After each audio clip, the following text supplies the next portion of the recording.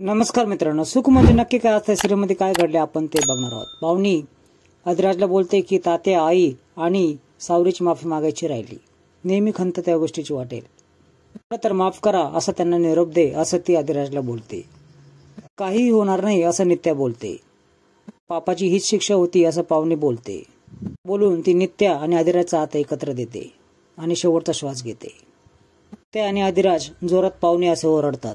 इकडे अधिराजच्या घरी सर्वजण पाहुणीच्या फोटो समोर रडत असतात. विमल बोलते की राजमा कशी आहे, काय म्हणाले डॉक्टर? खूप मोठा धक्का बसला आहे, गोळी घेऊन झोपली आहे असं अधिराज बोलतो. मध्ये धक्का तर बसणारच. राजमाच्या डोळ्या देखत तिला मारून टाकण्यात आलं. विमल आणि तात्या दुःख व्यक्त करत असतात की पाहुणीच्या आईवडिलांनी दिलेले शब्द आपण पाळू शकलो नाही, देखील द्यावा लागला तिला. त्याच्यावेळेस अधिराज बोलतो, तुमच्या तिघांचीही माफी मागितली शेवटी तिने. कडे वागली नसते तर त्याच्यावर ही वेळ आलीच नसते असं तात्या बोलतात. वाईट जरी वागली असली तर ते आपल्या राजमाला वाचून गेले आहे असं सावरी बोलते. संस्कार वायाने गेले असं विमल बोलते.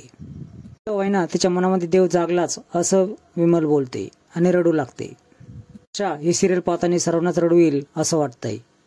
मला हे काय पाहावे ना म्हणून ती बाहेरून रडू लागते. अधिराज बाहेर येतो. ती अधिराजला जवळ करते.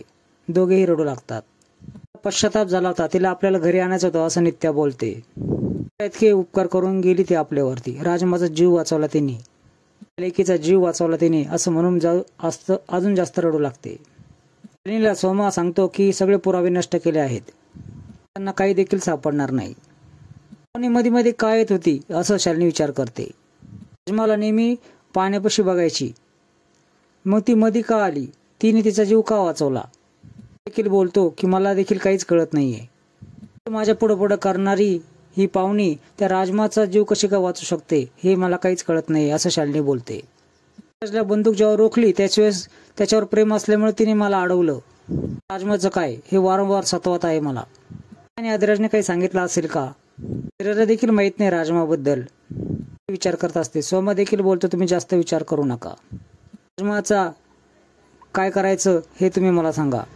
भरपूर काम करायची, सारखे पुढे करायची शालिनी बोलते. श्रद्धांजली व्हायला जावं लागेल तिच्या असं शालिनी बोलते. समोर जाता येत नाही असं सोमा बोलतो. जीव का वाचवला हे कळण्यासाठी तिथे जावंच लागल असं ती बोलते. नित्या सर्वांसाठी चहा घेऊन येते. राजमा तेथे येते. फोटोला हार बघून तिला तिच्या पाठीमागचे घातलेले तिच्या बरोबरचे सगळे क्षण आठवतात. तिला ती आई आणि अधिराजला बाबा अशी हाका मारते. ऐकल्यानंतर तात्या आणि विमलला धक्काच बसतो. त्यावरचा वार तिने स्वतःच्या अंगावर झेलून घेतला असं ती सगळ्यांना सांगते. आणि तात्या बघतच असतात. त्याच्यावेळेस नित्य बोलते, तुझ्या डोक्याला जास्त ताण करून नको घेऊस, माझ्या डोळ्यासमोर सारखं ते दृश्य येत आहे. अधिराज आणि नित्या तिला खोलीमध्ये घेऊन येतात. तिला का वाचवलं नाही, तुम्ही त्यांना वाचवायला पाहिजे होतं असं ती पाहुणीबद्दल बोलते. नाही वाचवलं तिला असं ती वारंवार बरळत असते. तिला झोपी लावते. पाहुणीचं रक्त दिसत आहे, तिला मारतानाचा क्षण दिसत आहे असं वारंवार ती बोलू लागते. आणि नित्या तात्या आणि आई विमल समोर येतात. बाबा म्हणजे काय, ती तुम्हाला आई बाबा का म्हणते असं विमल विचारते. उडवाउडीचे उत्तर सावरासावरीचे उत्तर देऊ लागतो, पण विमल समजून घेत नाही.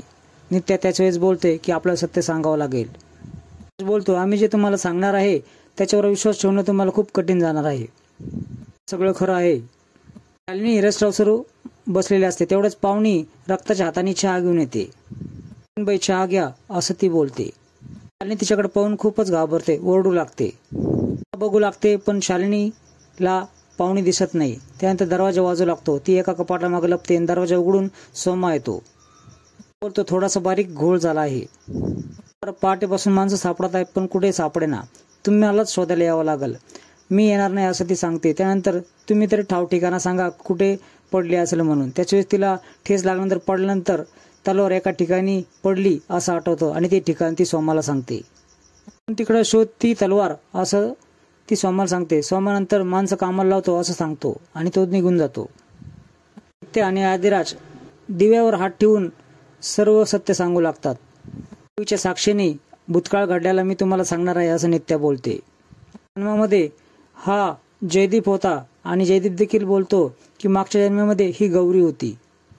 आणि तात्यांना धक्का बसतो आणि ते एकमेकांकडे बघू लागतात. शिर्के पाटलांच्या वाड्यातील राजकुमार हा जयदीप होता असं नित्या बोलते. डोळ्यासमोर मागचे क्षण सगळे दिसू लागतात. मित्रांनो, पुढील भागामध्ये तुम्हाला बघायला मिळणार आहे की नित्या सर्व सत्य सांगत असते. आदिराजच्या मालकीनबाई म्हणजेच शालिनी शिर्के पाटील आहेत आणि त्यांनी सर्व शिर्के पाटलांना मारून टाकलं आहे. या शालिनीने शिर्के परिवाराला संपून टाकला आहे. एक व्यक्तींचा तलवारीने खून केला आहे. जयदीप गौरीला देखील मारून टाकलं. शालिनी तिथे आलेली असते आणि ती हे सर्व ऐकते. ऐकल्यानंतर शालिनीला धक्काच बसतो.